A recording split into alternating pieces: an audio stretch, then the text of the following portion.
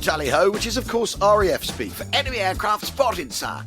We are recording this episode of We Have Ways of Making You Talk on the anniversary of the most famous RAF operation of all time. On the night of the 16th, the 17th of May 1943, Guy Gibson led the Dambusters raid. Operation Chastise, 617 Squadron, a mission to blow important dams. You know the story.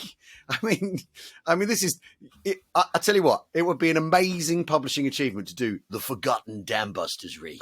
If you could sell that in, Jim, that would be an act of genius. Oh no! Okay, can I just tell you that when I was sort of I wasn't thinking about writing my book on the Dambusters. Roland White, friend of the show, old mate of mine, said to me, "You should really do a book on the Dambusters." And I went, haven't there been like a billion books on the Dambusters? And he said, you'd think that, but no, there hasn't. There hasn't been a single narrative history of the raid. Yeah. There has been a narrative history of 617 Squadron, which includes the raid, but not just the raid. Yeah. And you know what? He was absolutely right. Yeah. So when I wrote a book, I then did a forward because I thought people might think exactly what I'd thought. So I made it very, very clear that you might think there was lots and lots of books about the narrative histories about the Daz raid, but actually there aren't. This is the first. Bloody Dominic Sambrook, friend of the co-presenter of the Sister podcast, did this review where he said, a quick look on Amazon shows that there are, 432 different books with Dambusters in the title. Bastard. Anyway, so I then wrote to him saying, a quick search on Amazon shows there are 10,500 books with the word 70s written in it. I've just about forgiven him. Brilliant. Right now, shall we? Look, we've had an email, and this is interesting. This is very interesting. Now, we get a lot of correspondence at We Have Ways HQ. All of it read, much of it enjoyed. Occasionally, we get something that makes us think about what we've believed and said in the past. Tom got in touch with the following: Hi guys, first things first. I absolutely love the pod. I've just become a patron after binge listening to all the episodes in the last month. I commute a lot. Blimey. One recurring theme throughout is your criticism of belt-fed weapons, particularly those of the Second World War variant, especially when weighed against the Bren, something I've never fully agreed with, but I've bound down to the expert's knowledge. But recently mentioned the Gympie, and I had to intervene as having served 9 years in 3 Parry during a Herrick tour. I feel like I have something to add. I feel that when talking about machine guns, you've missed the point about their purpose. Machine guns are a suppressive weapon system, not necessarily one that's intended to hit the target. If they can, then great. But again, it's designed to be suppressive. They're designed not to be too accurate, but to have a beaten zone. Secondly, the very basics of British Army doctrine upon contact is to win the firefight. This involves a weight of fire that puts the enemy's heads down and keeps it there, thus suppressing them and fixing them, which enables your Charlie fire team to move up to the enemy and grenade shoot, bayonet them in the face. While this is going on, the Delta fire team or a second platoon are clearly needed to maintain a suppressive fire. This is far more effectively done with a machine gun than a rifle for numerous reasons. However, a soldier typically only carries 6 bombed up mags, which if you're not careful or your attacking fire team platoon takes a while to get to position, you can shoot through quite quickly. If this happens, what may only be a 4-man fire team may be needed to lose 1 soldier to rebomb and redistribute magazines. Not always the best way of doing things. However, a machine gunner with a belt-fed system can simply have a number 2 attach a fresh belt to the end of the one already attached, maintaining your fire. Additionally, a well-maintained Gympie doesn't jam that much. When it does, it can usually be sorted out either by cocking the weapon again or a quick unload and reload, which a well-trained gunner can do in under 10 seconds. When it comes to changing barrels too, the number 2 can do that so quickly that fire is barely interrupted and can give the weapon a pull-through while the gun is firing. I just think this is potentially one of the very rare cases of practical professional experience in soldiering trumps the theoretical side of things. As for the Mini-Me being used an example, it didn't jam because the belt's getting dusty. It jammed because it was a piece of shit. Finally, while modern warfare is increasingly urbanizing, many contacts in Afghan, particularly in the desert, were 400 meters plus, where assault rifle fire becomes dramatically less effective. And you don't always have your assets on demand to change that, particularly if you're fighting a modern enemy with counter-battery fire, anti-aircraft capabilities, etc., like we're seeing in Ukraine. Sorry for the essay, but the Gympies were the real battle winners in Afghan, and I felt like I had to defend it. Love the pod, Tom. Well, that is... I'm not going to argue with Tom at all. But what I am going to say is what's interesting is he's talking about Afghanistan, which isn't the close country that we often talk about in Europe. The 400 meters plus is very interesting because after all, when the army was wrestling with what to do about its rifle at the turn of the 19th into the 20th century, they end up with the SMLE, the Lee Enfield as we know it, the bolt action rifle, which needed to be able to drop someone at distances of over 400 meters, after all, maybe 1,000 meters, which is why you ended up with such a big round in the rifle that has essentially come through to the Gympie, because it's roughly the same size. 303, 762, kind of the same, aren't they? Or is it 762 the Gympie or 792? Anyway, but the point is, he's right, but doctrine has changed. And doctrine has changed according to battlefields and experience, and also ideas about beaten ground lethality. And a big reason for the magazine weapon like the Bren is, after all, you're building a machine gun for imperial policing, as it's called, as well as fighting in Europe and the desert. And you need to carry magazines, and your logistical train does not allow for great big belts of ammunition, because it's the British Army are trying to do things on the machine. Really, he's absolutely right. Of course, he's absolutely right. I don't disagree with anything he said at all. But to be fair, I don't think I've ever said that the MG42 wasn't an incredibly effective weapon. And I've always said what an MG42 does is puts down a huge amount of lead in a very, very short, and certainly when you'll contact the enemy first time, that's absolutely fantastic. The problems with the MG42 are not the problems that I think Tom would have faced so much with his Gympie out in Afghanistan, which is overheating barrels, no really obvious means of changing the barrel on the MG42. Yeah. The fact that it overheats very, very quickly because of its colossal rate of fire, and because the barrels weren't suitable for that colossal rate of fire. That's the problems with the MG42. It's not that it's belt fed, and it's not that it can fire incredibly high rate of fire. It's other issues, and that's because it's still comparatively early days for a machine gun like that, and they just haven't sorted things out. I think what I've always said is what you really want is a Bren and an MG42, or you really want a 30mm, a .30 caliber that the Americans have, which is fantastic. It was a bit cumbersome, and you could put it on that little tripod. Or you could just literally put it on the top of a slit trench and just fire. And it was heavier than some of the others, but that was belt fed, and it was also belt fed with cotton links rather than brass links, which is obviously incredibly expensive for the Germans, and they don't have that resources really. And it fired at more like 600 rounds a minute, which for the technology of the day was a better rate of fire, but you could still just keep firing it all day. The other thing is we're leaving the Vickers gun always falls through the cracks in these discussions. Yes, and the British have that. They have those machine gun companies precisely to do that job of suppressing fire at 400 meters distance. Yeah. Well, and further, the Vickers guns on art being fired indirectly is a thing that and I should just say there is not a set piece attack that wouldn't have Vickers gun companies involved. Not at all. So when you're talking about your infantry and armour going forward, you're also talking about those machine gun companies and mortar crews and all the rest of it, firing away left, right and centre. So they're doing that suppressing round. This is suppressing action. This is partly this sort of also kind of says that a lot of what was going on in Afghanistan was an attempt to do things without committing, without committing fully, and Tom's having to deal with the results of that is what he's talking about, isn't he? In a way, because after all, are we fighting a war? Are we doing police action or whatever? I would absolutely recommend. Thank you so much for this. Yeah, because it's fascinating. Actual coal-face fascinating stuff. I would really recommend, Tom, that you read Matthew Ford's book, Weapon of Choice, which is about the development of these weapons and the interaction between soldiers, politicians, engineers, and how that affects the delivery of a weapon system. Because the 2 and 3 para took extra Gympies to the Falklands with them because they were told they absolutely had to, that was the way they were going to do things, and they ended up, that's what puts the Gympie at the heart of the way the parachute regiment certainly was thinking about supporting fire, which up to that point the British Army had been trying to use a version of the Bren, hadn't they? There was a Bren gun with a rimless round that had carried on into the 80s, because after all, it's called the LMG. Exactly. And this segues into what one of the things we're going to talk about. I just want to, there's a book that both of us have read. Oh, yes. Okay. Yes. I thought we were going to talk about Crete first. Well, we'll get to Crete. I was just going to highlight my notes, highlight notes. And his weapons were 7.92 millimeter MG42 machine guns, about which much nonsense has been written. It says I love that. In this book. I like that. And the book we are talking about is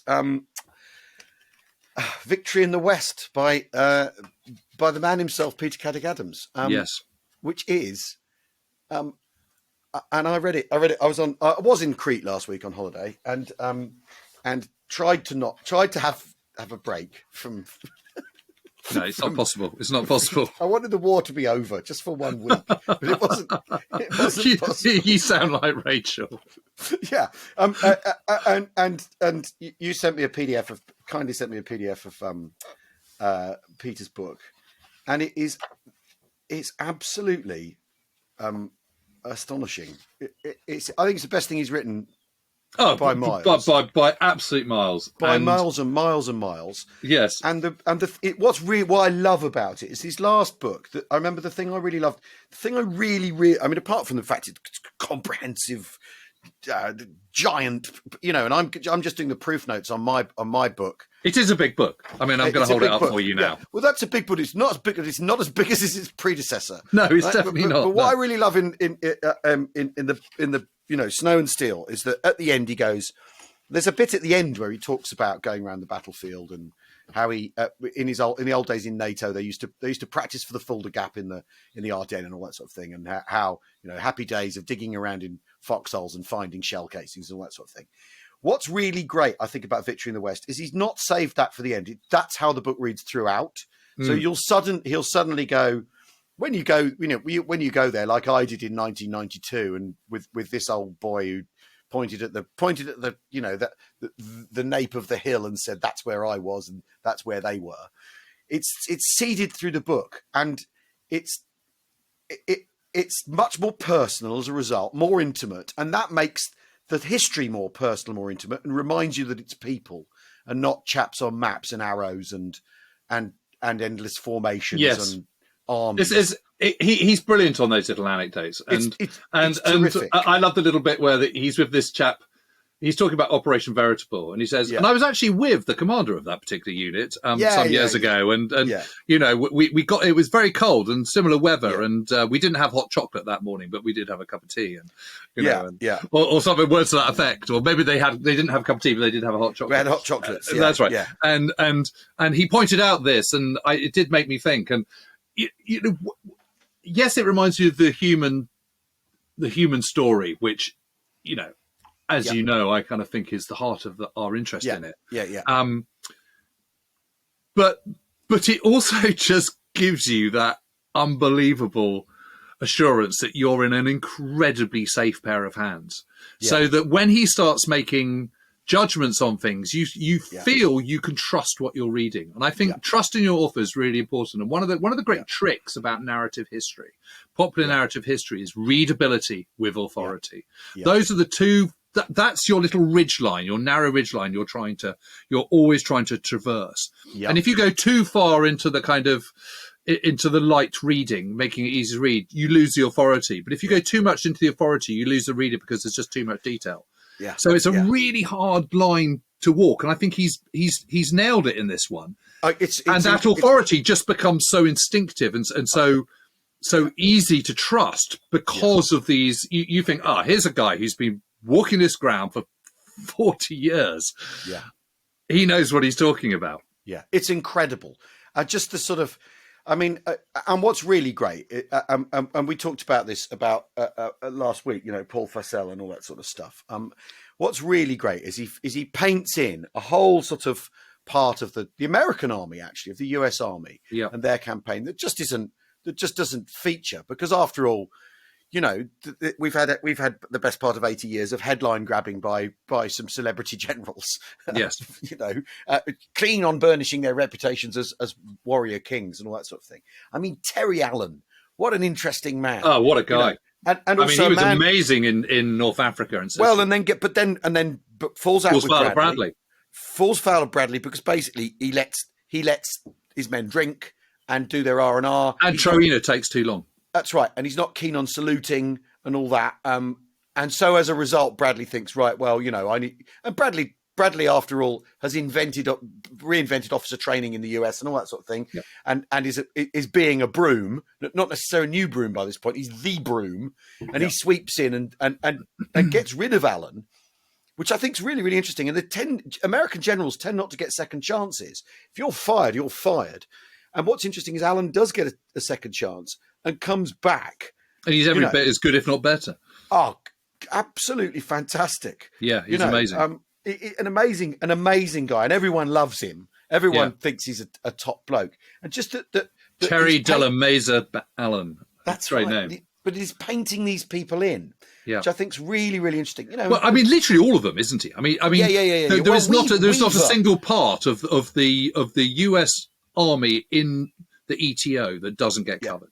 Yeah. And, people like Weaver, who has has to be replaced after his 4th heart attack. I mean, what on earth's going on? I mean, I absolutely loved it. And what's really great is the bouncing the Rhine thing, or the getting across the Rhine thing, is the way Peter has completely pulled the wings off the fly. The idea is that Patton just improvises a crossing. Yeah. And that Montgomery got all the resources, which is, and all of that is after spill from that disastrous press conference where Montgomery rubbed everyone up the wrong way post Battle of the Bulge, and said, I saved today, thanks very much, thanks to me shortening our lines, everything went better, and it's and so as a result, the Americans are saying, oh, he got all the resources for his Rhine crossing. And we didn't. We just hopped across and we improvised it. But if you know anything about the American army up to that point, they don't improvise anything. Everything's very carefully worked out. Everything's about training and planning and logistics, and and that's what Patton is doing. Is he's preparing? He's got his entire bridging effort together, ready to cross the Rhine, and he's been training his men and bringing the Bailey stuff forward and all that, which is not the traditional account, which is not the received account, is it? I think he's really good. And actually, we were talking the other day, weren't we? And I was arguing that Patton's always known as a sort of tactical general, but actually I think operationally he's absolutely, that's really where his strength lies, in a way, more than his tactical strength. Yeah. And Peter, but Jim, you can't do tactical well unless you're sound operationally. Right. I think that's it. That's exactly right. That's it, isn't it? Yeah, completely. But I think it's absolutely fascinating that what's amazing about this book is as much which I suspect is going to be unfamiliar to a lot of people. Yeah. Because after the Battle of the Bulge, they then crossed the Rhine, and that was it, and it all ended. It's all sort of done in a couple of sentences. But the bits that are familiar, Remagen, crossing of the Rhine, etc., even those bits are, he's completely kicking away a lot of the myths. And I think that's just fantastic. And it is absolutely not just for the sake of it. It is because he is the first person to look at this with the level of all-round understanding. Yeah.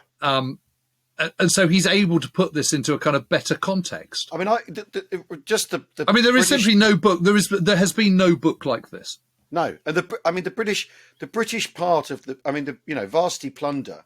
I've not read anyone write about it like that before, and to properly contextualise the use of airborne divisions, rather than just go, oh, yes, he's sort of broadly in favour, isn't he? I mean, he thinks, why he's not? Not doing they've overlearned the lessons of Arnhem, which is what you always get. Yeah. When you it was costly and pointless. He's saying actually it definitely saved lives because they neutralised lots of guns at the rear. Yeah, and meant that you could break out. Your breakthrough enables you break out, and they used to break through. And I mean, just all of it is beautifully told. And then but also he does that seeding through of. It's the stuff about the black market, that springs up out of the American supply thing, and and it attracts Eisenhower's attention. The black market matter came. I love this paragraph. The black market matter came to Eisenhower's attention when supplies of his favourite Johnny Walker Black Label Scotch were diverted by thieves, and in one 30-day period, only 11 million out of 77 million packs of cigarettes reached US troops in Europe. This was at a time when 55 billion cigarettes were supplied to the US War Department in the last 6 months of 1944 alone. Wow! Just think, the scale of that. You know, and he said, Ica 3 packs a day man ordered an immediate inquiry. I mean, it's just. The other thing is why I think, I mean, you touched on it, but I think it's worth just sort of mentioning it in slightly greater detail, is that, of course, you know, when we think of the Americans in the ETU, yes, we think of Bradley and we think of the Hurtgen Forest and Aachen and things like that. And I suppose crossing the Rhine. Yeah. And we think of Patton, of course.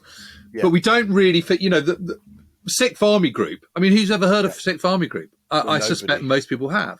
Some people might have heard of Seventh Army, Patch's Seventh Army. Yeah. I wonder how many people have heard of Jacob Devers.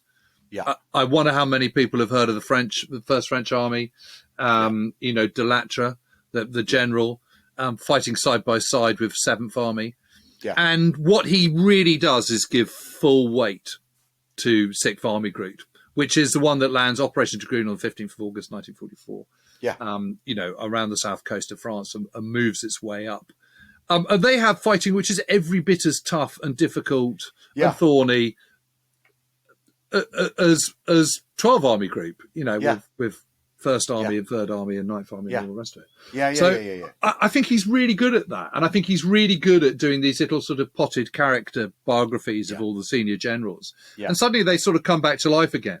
And I was fascinated by all that stuff in the sort of the Sixth Army Group stuff, particularly the relations with the French, which I thought were fascinating, and how they were handled, and de Gaulle kind of meddling, and, you know, them taking kind of, you know, ignoring orders and just going over boundaries, which, you know, in the narrative of other parts of the war have been kind of sort of massive Great Black March against the British, you know, Monty and Sicily for whatever. And here are kind of just sort of not even a footnote. I mean, they're just events, aren't they? They're just events. You know, it's extraordinary. It is. I mean, the other thing is the sheer scale of it, of the advance into, once they're over the Rhine, the advance into Germany, the sort of distances covered. I mean, that's the other thing is there'll be a 40. You know, because we talk about the Great Swan a lot. You know, we've tried to on this podcast redirect people to the idea of the Great Swan.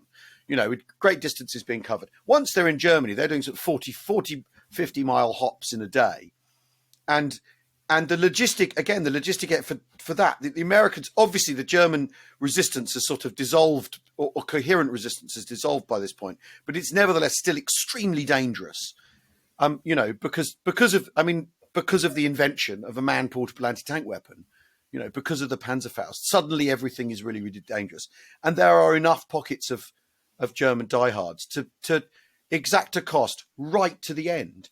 Yeah. And you know, the American and both the Duke forces and the Americans have to perform this extraordinary balancing act of keeping their morale going when the war has reached a stage of horror with discovering all the death camps.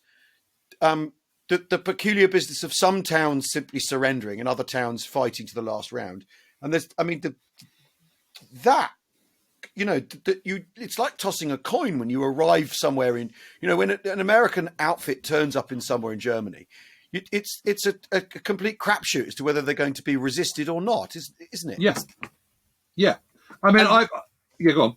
No, and how you deal with that, you know, tactically, do you go into every town looking for trouble, or do you go into every town hoping there isn't? You know, how do you even address that as a general, as a brigadier, as a battalion commander? What do you do?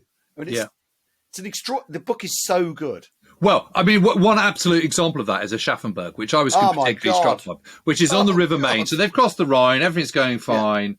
It's General Hyslop, whoever heard of him, for example, General Hyslop's 15th Corps, which includes the 45th Thunderbird Division. And the 45th Thunderbird Division are really interesting because they're guys who've been in Sicily beforehand. And then get put into 7th Army. They stay in 7th Army, rather. So and I think they're in southern Italy to start off with, attached to 5th Army, then moved back to 7th Army for the invasion of southern France. Yep. So they're kind of super experienced. And you're coming across this little town, which is, 30,000 people. So, what's that sort of size of Cirencester or something like that, Yeah. Not a major town. But unfortunately, this is the governor, the kind of sort of senior civil person in Aschaffenburg is a chap called Major Emil Lambert, who's a First World War veteran and an absolute Nazi. Yeah. And takes to heart, what Hitler's saying is, every city must become a Festung, a fortress, and must be fought to the last man and all this kind of stuff. And it's Stalingrad syndrome, isn't it? And Lambert kind of thinks, this is what I must do. I must do the kind of the gallant last stand. I must kind of fight, for every single yard, every house. And, Peter makes a point that, the Thunderbirds go in, and every time they go in, they just don't know whether it's going to be a piece of cake or whether it's not going to be a piece of cake. Yeah.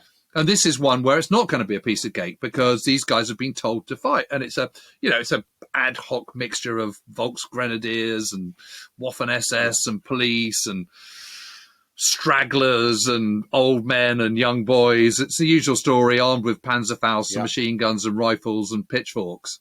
Yeah. And obviously the Thunderbird division have heavy weapons, but in terms of manpower, it's kind of almost a parity. Yeah. It's not an overwhelming number. Yes, and so it just turns into this ghastly, utterly pointless slog. Yeah. For no reason whatsoever. That, Aschaffenburg is going to fall. The German defenders are going to be killed or rounded up. I mean, it has no other solution. The war is going to be lost. So the whole thing is just so completely pointless. No, it's a very weird episode, and you can completely see why that all. I mean, it goes across the board, doesn't it? Both armies, but the British and the Commonwealth and the Americans, that they reach this point of, well, you know what? We'll flatten this town then, if that's what you're going to do. If that's what it takes. If that's what it takes, and we'll call some strategic bombing in, and we'll, because I mean, and this place will be no more. It will be no more, and the choice is yours. Because strategic bombing by this point is almost on the cab rank, like tactical air force, isn't it? And all right then, we'll call in some B-17s or Liberators, whatever, and flatten the place. And I think what's the other thing that I think you really get from this is the sheer destruction of Germany by the end of the war. Yeah. It's incredible, isn't it? But that's what you have to do. That's what the Allies conclude is what they have to do to defeat Germany is completely destroy it. Yes, but the awful thing is it really is a handful of people. Yeah. Who are preventing this end. And it's also people like SS General Paul Hauser, who you may remember came in as commander of 2 SS Panzer Corps in Normandy. And then when Dolman dies on the 28th of June up in Cherbourg, Hauser takes over as 7th Army commander in Normandy. And by this stage, he's Army Group G. But of course, it's not really a group of armies. It's a bunch of disparate... Yeah.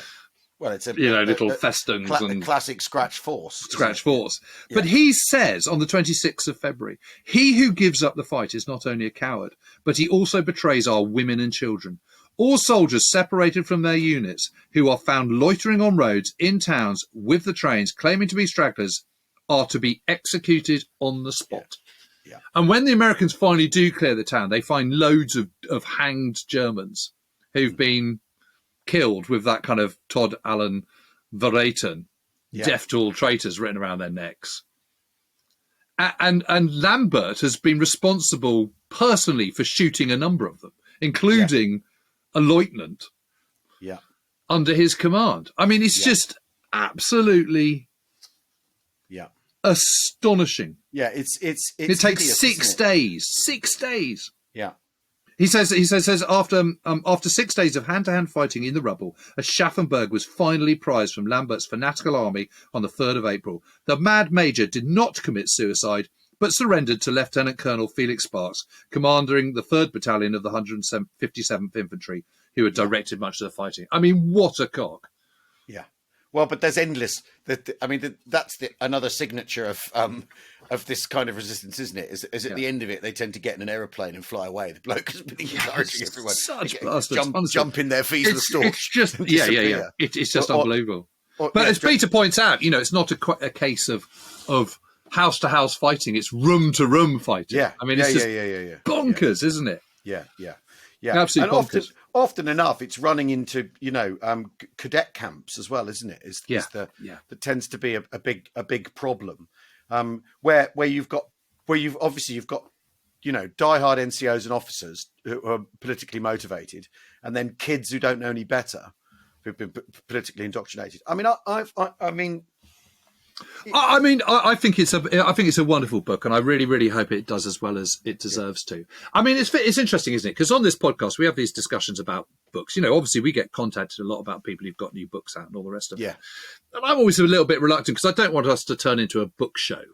No. We're not a book show, but we tend to talk about books when we're reading them, or because we're excited about something, or we're learning something new, or and I also like learning stuff new from other sources other than just books. So last week I was talking to Professor Timmy Gambine in Malta, who's a marine archaeologist, who's dived on 50 aircraft wrecks around Malta and discovered HMS Urge, this submarine. So and more of that later in the week, I think. But that's the kind of stuff that's really, really interesting. It's fascinating to get that insight into someone else's world, which is not my world. Marine archaeologist. I mean, how cool is that? But I think sometimes it's really worth us getting excited about a major new work. And I think you have to say this is a major new work. And I think it does deserve, quite apart from the fact that Peter's a great friend of ours, I think it does deserve us spending a little bit of time talking about it, particularly when you consider the day that this is going out. Poor old Peter's going through a triple heart bypass. I know. So, thoughts with Peter, and hope he's going to be okay. I'm sure he will. I spoke to him yesterday, and he was incredibly chipper and talking about Ernst Junger, who he's been reading about the occupation of Paris. Right. And he's been getting to know. He got to know a guy in the bed next to him in his hospital in Paris. Was telling him about, they got chatting and everything. Was telling Peter that when he was a boy during the occupation in Paris, there was a photo his dad had a cafe, and they had to have a photograph of the Fuhrer up in the cafe. Yeah. So as a young boy, it was kind of near the end of the war, near the end of the occupation, and he was taking little imaginary pot shots at this picture of Hitler, and suddenly this big burly NCO comes in, and he walks over to him, and he was only little, he was only sort of 5 or 6 or something, and he says, "If I ever see you do that again, trust me, you will never, ever see your family again." Jesus. And he told Peter that he's been traumatized by this ever since. Yeah. And he's got his massive, I think he's a photographer or an artist or something. And he said that he's never been able to cope with portraits ever since.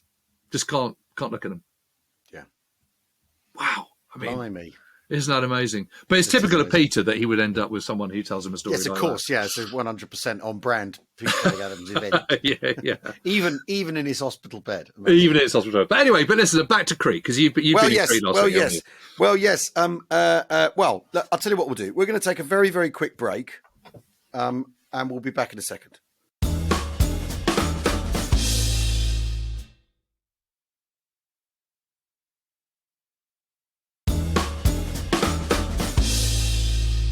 Welcome back to We Have Ways of Making You Talk with me, Murray and James Holland, of course. By the way, a reminder of We Have Ways Fest. Yes. July the 22nd to the 24th, the festival for this podcast. We threw one in September last year. It was an incredible event with talks and tanks and tankards. And it's got its own website now, the festival. Do please check it out. wehavewaysfest.co.uk. That's wehavewaysfest.co.uk. An incredible array of speakers, events, stuff, and hopefully you won't drink it dry this time. Anyway, yes. So I went to Crete last week for my holidays, Jim. And it was very much a decompression holiday. We're gonna stay in an all-inclusive. Discover that if you want the grilled fish, it's going to cost you extra, even though it's all inclusive. All that, Well, what do you expect? But because it was in Crete, my darling wife said, and it was your birthday, and it was my birthday. What do you want to do on your birthday? I said, well, I'd really like to go to Malami, actually, and go and look at the airfield and the bridge, and then can we go up to Galatas and all that. Well, what'd she say? All right. And she said, all right then, having not really figured that we were at the other end of the island. But there we go. So it's a short drive.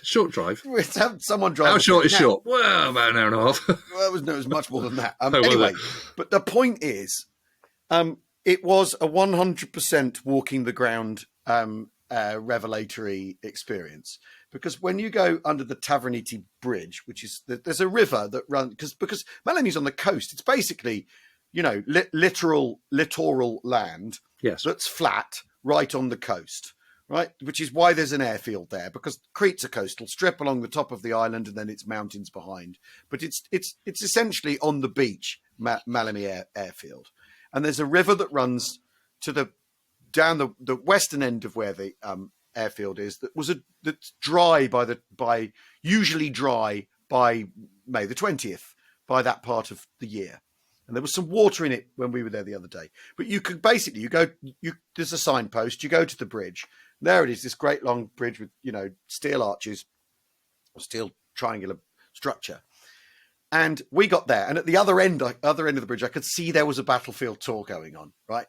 So we were obviously in the right place. Yeah. But what's fascinating, you stand on that bridge, and the Brücke who, or Brücke, who landed their gliders in the dried up riverbed.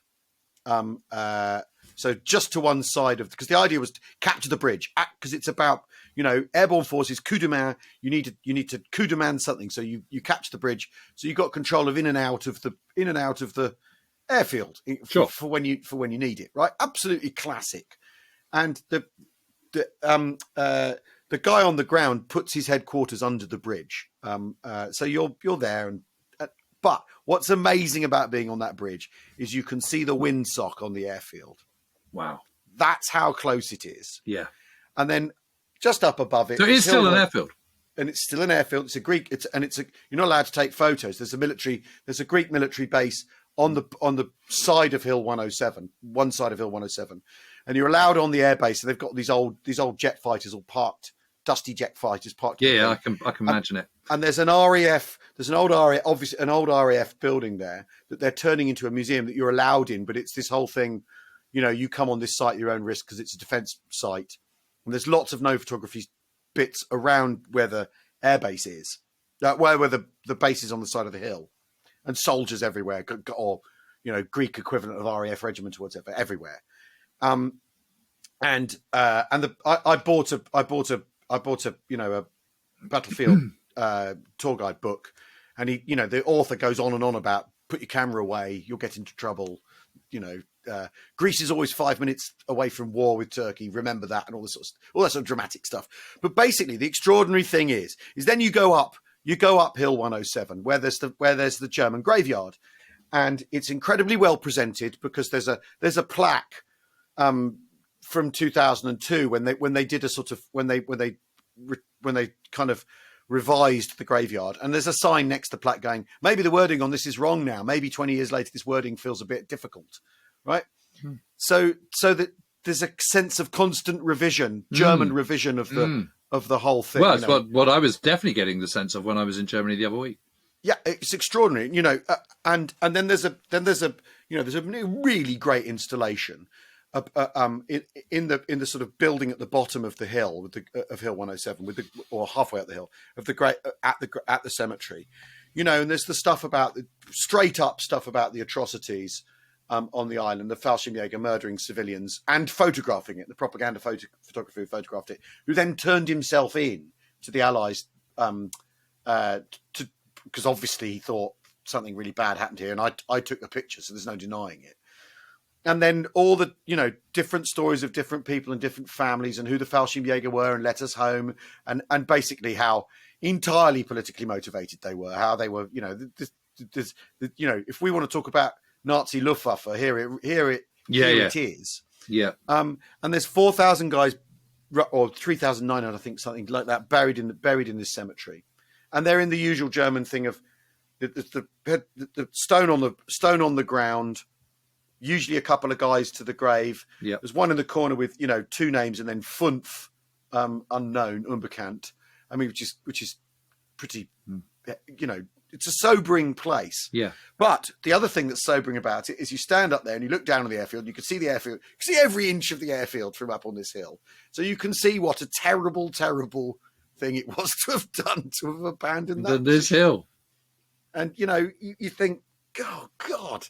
But I just wonder whether that stage of the war, people would I just wonder whether they kind of, hadn't sort of quite, it's not quite total war, is it? It's not quite, it's still sort of a little bit sort of, from a Duke point of view, I wonder whether it's still just a bit kind of old school, when the chips are down and it looks like you're not going to win, you just put your hands up. Well, I think it's just, I wonder whether it's a bit easier to surrender in that age at the start of the war. I don't know. I don't know about that.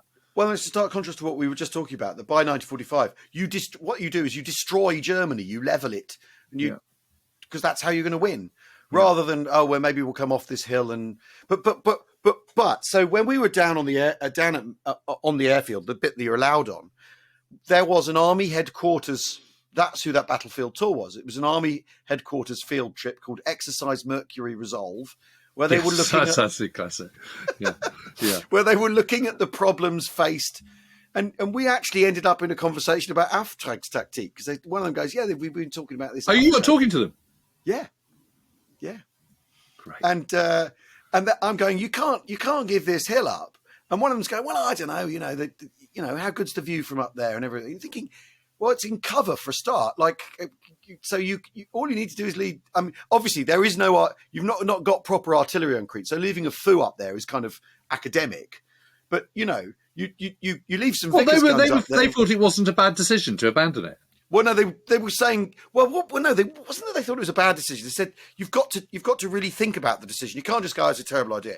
Think about what they're doing, why they're doing it, and then they were saying the comms set up and all that. I said, but they don't get decent radios until 1942. Well, yeah, I suppose so. And all this sort of thing.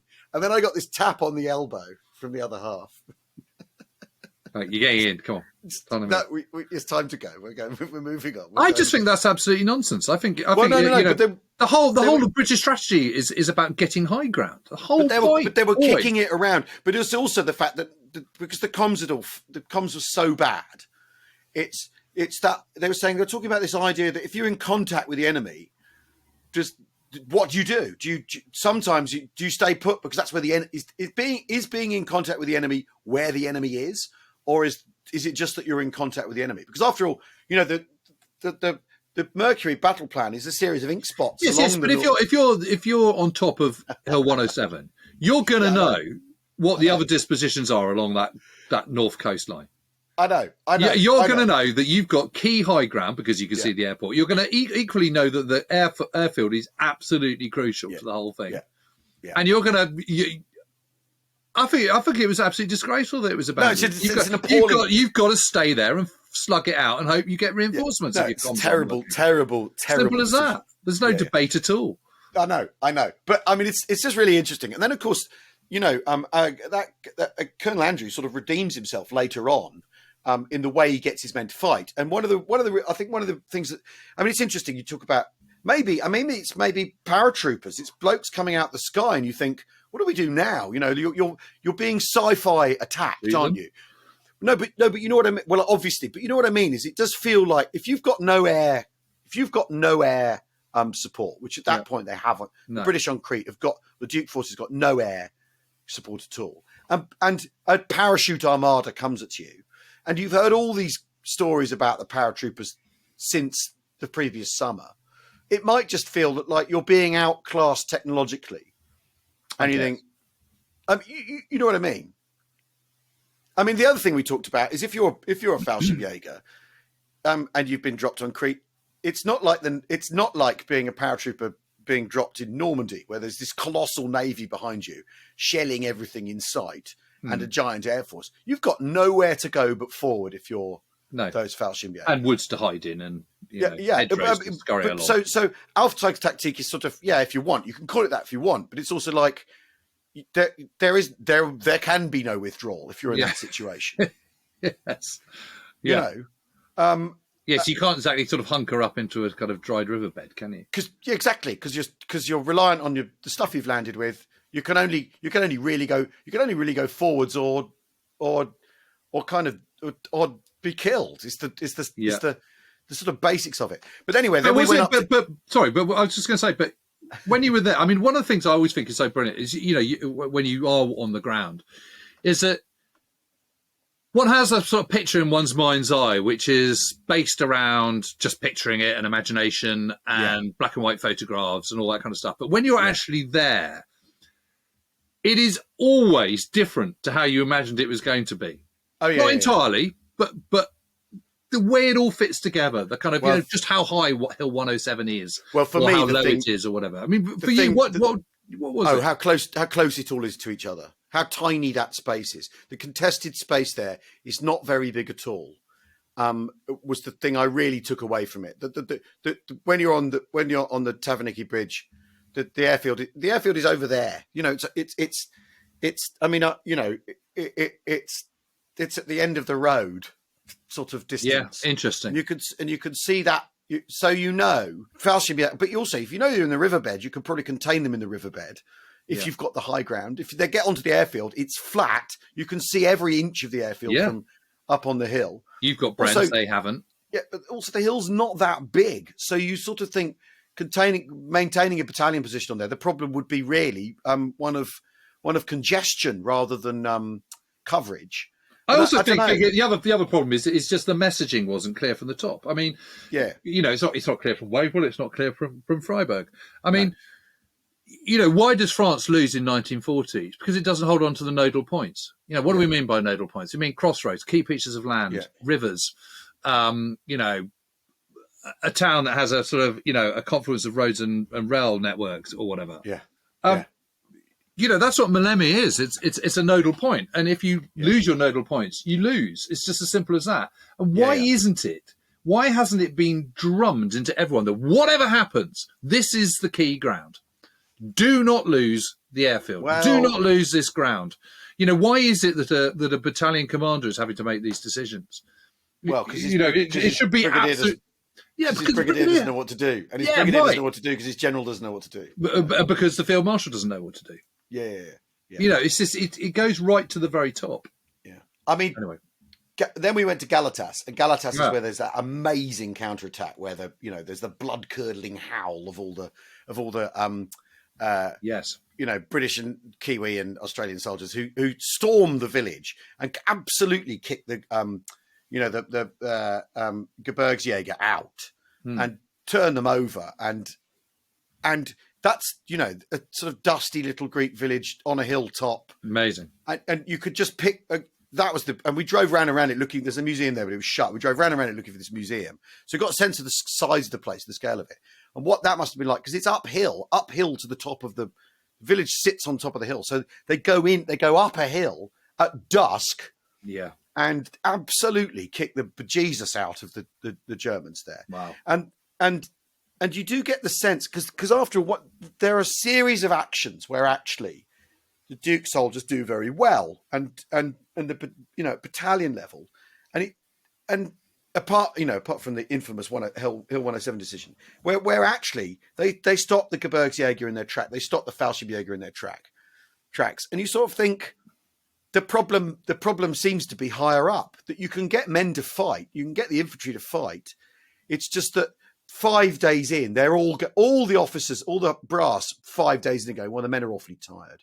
And you get the feeling, but they're fighting like devils. Men are awfully tired. We're going to have to do, and you sort of think, well, if you're tired, the Fallschirmjäger are surely exhausted. You know what I mean? And it's this. It feels like this sort of maybe it's not worth, like you say, maybe it ain't worth it. And of course, Crete isn't worth it. There is that. Well, I'm glad you had such a good time. I mean, it was amazing. It was amazing. And then when you were at Heraklion, which is amazing, I've been there. Yeah, and there's the Charlies, which are the two hills, the two round hills. And you know why they're called that? Well, I've forgotten if I did. Well, it's an Australian battalion, so they look like breasts. Nice pair of Charlies. Yeah, mate. Yeah, of course they do. And obviously at Heraklion, the Germans are destroyed in that attempted landing, and so you sort of think, it's the finer margins in this thing, and it kind of comes down to Hill 107, I think, which is terribly sad, really, because it's such a daft decision. Yeah. But isn't it good walking the ground? I mean, it just is. And of course, we shall be out in Nijmegen and Arnhem next week. Yes, we will. Yeah, exactly. Very exciting. Yeah. Anyway, thanks everyone for listening. Don't forget, we have waysfest.co.uk where you can join us at the festival in July. Peter is intending to be there. Peter's intending to be there. We will see you all soon. Thanks for listening. Bye-bye. Cheerio.